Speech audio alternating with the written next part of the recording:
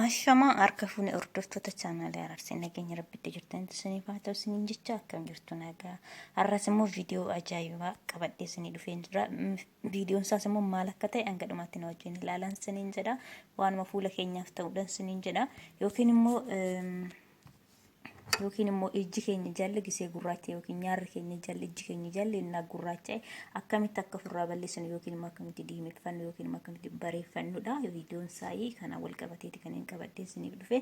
Kanaaf viidiyoo isaa hanga dhumaatti ilaalaan isiniin jedha. Waan sirriitti aariifidha, waan sirriitti nama nuuf ta'uudhaan isiniin jedha. Fuulli keenya gisee gurraacha yookiin immoo ijji keenya jala nyaarri keenya jalli gisee tokko tokko hin gurraacha'a. Dibadhee tana isinitti agarsiisan isiniin jedha fuuldura keessanitti isaaf kan ta'uudhaan isiniin jedha viidiyoon saa'ii. Kanaaf viidiyoo isaa hanga dhumaatti ilaalaan isiniin jedha. Chaanaal kiyya warri haaraa taatan laayik, sabskiraayib, sheer naa gochuu hin dagatinaa isiniin jedha. Warri dura jirtan immoo guddaanaaf galatoomaa isiniin jedha. Kanaaf hanga dhumaatti wajjin ilaalaa isiniin jedha. Waan fide hunda isinitti agarsiisa. Kuni kiyaara jechuudha. Kiyaara jechuudha. Kuni kiyaara fideera. Kun immoo timaatimiidha jechuudha.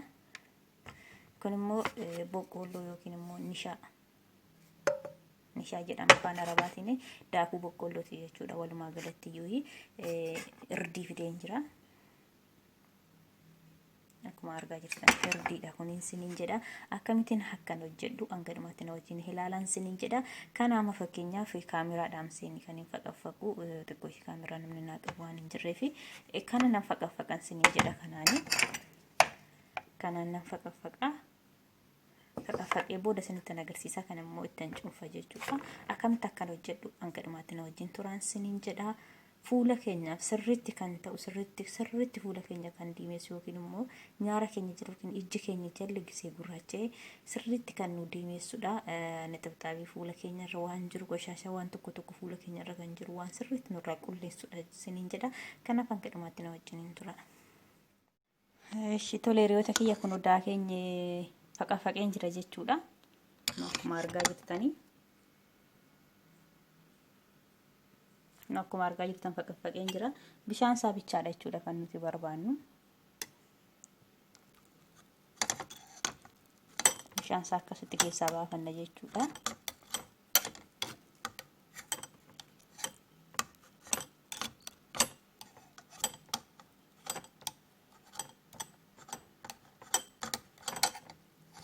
Sirriitti bishaan isaa akkasittiin keessaa cuunfanna jechuudha. Bishaan isaa bichaadha kan nu barbaachisu.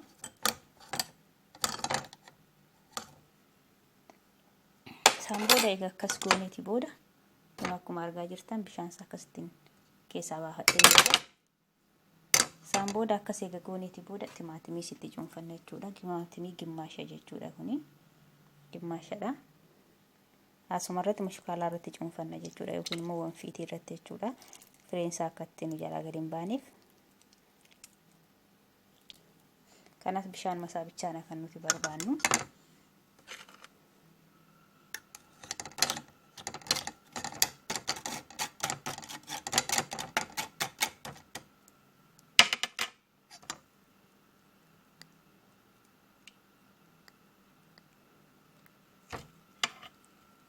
Egaa akkas gooneeti booda akkasittiin bishaan kiyaaraa fi bishaan timaatimii jechuudha kuni akkasitti qopheessiniirra jechuudha. Isaan booda irdiidha jechuudha kuni. Irdii maankaa tokkos gimmaasha wajjinitti godhachuu dandeessu rakkoo hin qabu. Isaan booda nishaatti godhattu yookiin immoo boqqoolloodha jechuudha kuni. Daakuu boqqoolloo jechuudha.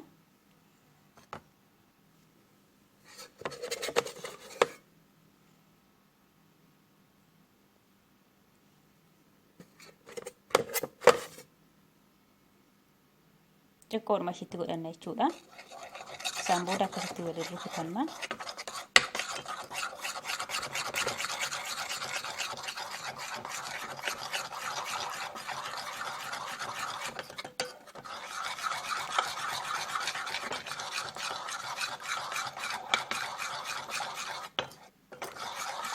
sirriitti akkasitti waliin rukutanna jechuudha. Akka wal fudhatu. Yoo didee qallate immoo itti dabalachuu dandeenya irdii.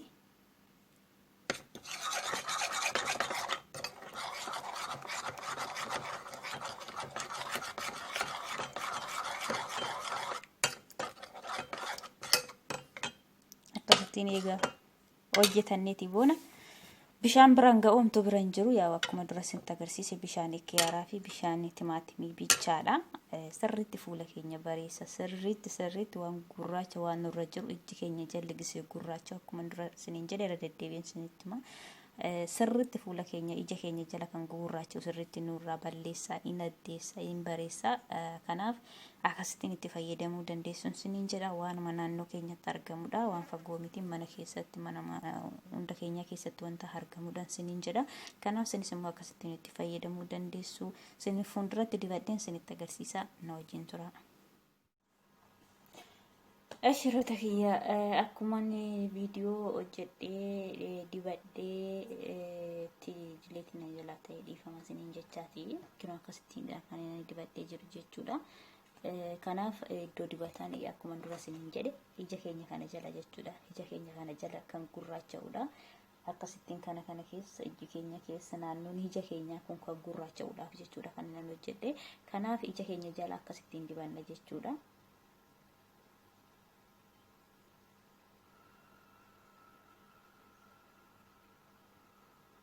Akkasittiin ija keenya kana jala akkasittiin dibanna.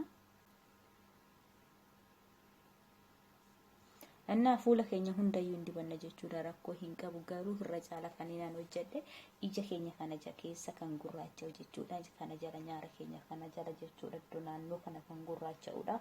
Kanaaf xalaadhaaf illee yoo ta'e jechuudha.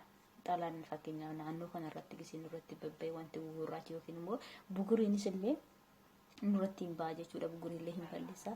Buguriin gisee ba'e booda immoo fuulli keenya hin gurraachaa jechuudha. Bakkeen buguriin itti ba'e sun fuulli akka gurraacha'u jechuudha. Isallee sirriitti nurraa qulleessa.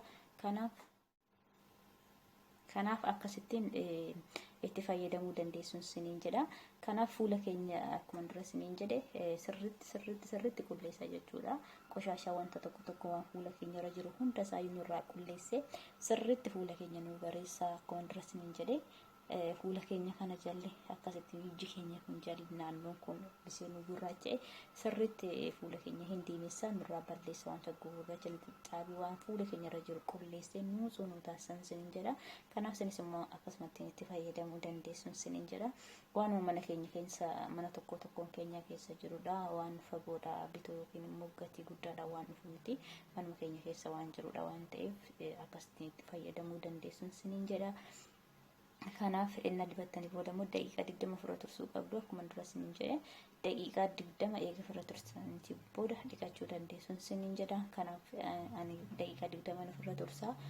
Kanaaf daqiiqaa 20 booda walitti deebina. Tole hiriyoota kiyya deebi'ee dhufeera daqiiqaa 20 fira turseen jira jechuudha. Kanaaf kun akkasittiin goggogee jira jechuudha fuula kiyya irratti.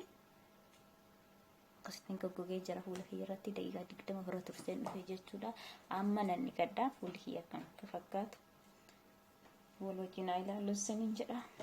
Kanaaf isinis akkasumatti itti fayyadamu qulqullina fuula keessanii eeggachuu hin dandeessuun isiniin jedha. Waanuma naannoo keenyatti argamu waan ta'eef kanaaf isinis akkasittiin itti fayyadamuu dandeessu.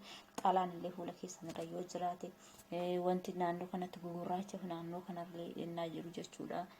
Xalaan illee naannoo kanarratti jechuudha kan nurratti ba'u. Kanaaf isallee sirriitti isinirraa balleessa. Sirriitti jechuudha. Amma fakkeenyaaf kiyya nurratti goggogee jira jechuudha akkasittiin.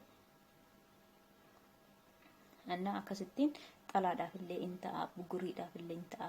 Buguriin immoo nurratti ba'ee bootaan buguriin sun fayyee immoo in gugurraacha. Amma fakkeenyaaf gisee gugurraacha'u isallee nurraa hin balleessa. Sirriitti fuula keenya nuusoo nu taasisa. Kanaaf akkasittiin itti fayyadamuu dandeessuun isiniin jedha. Dhiqadhee wada walitti deebina.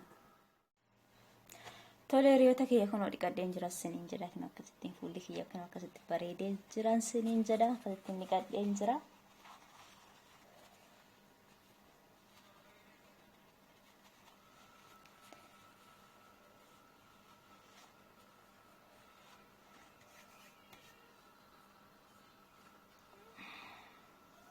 No akkasittiin fuulli kiyya bareedee jira siniin jedha. Sinis immoo akkasumatti itti fayyadamuu dandeessuun siniin jedha.